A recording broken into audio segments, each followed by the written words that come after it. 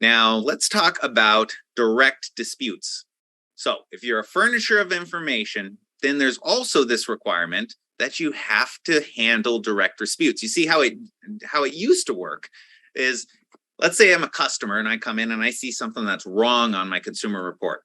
It used to be I'd go into the branch and the branch would tell me what? Nah, you need to take that up with the credit agency. We don't have any, we don't worry about that. If your credit report is wrong, you need to take it up with them. This put an end to that.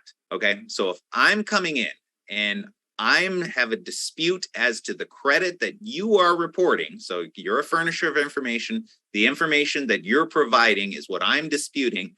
Now you have to have a process for that. And look what it says. You must collect and investigate direct disputes.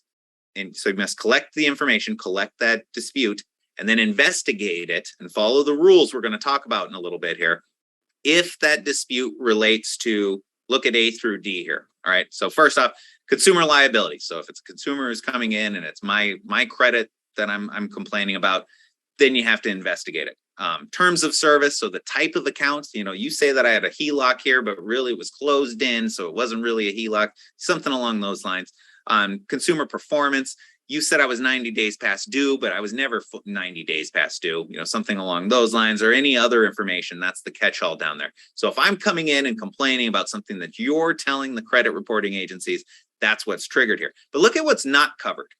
So number two, if I'm just complaining about just identifying information or something basic and it's not really that big a deal, then you don't have to follow up with that. Employer information, inquiries or requests. So if I come in and say, you made this request, I don't think that you should have had a permissible purpose to request that information, little things like that. Public records, if it's something that is a public record, you don't need to do that investigation. Fraud alerts, look at the top of the next page. But look at letter F. This is the big one. This could save you a lot of work if you're not aware of it. But credit repair organizations.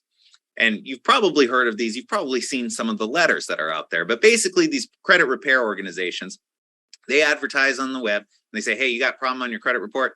Go ahead and give us a call. What they end up doing is these organizations, they send letters and complain. And they will paper you to death, right? You've probably seen some of these. You get letter after letter after letter. Now, do you have to respond to each and every single one of those? And this exception says no. So you can ignore those.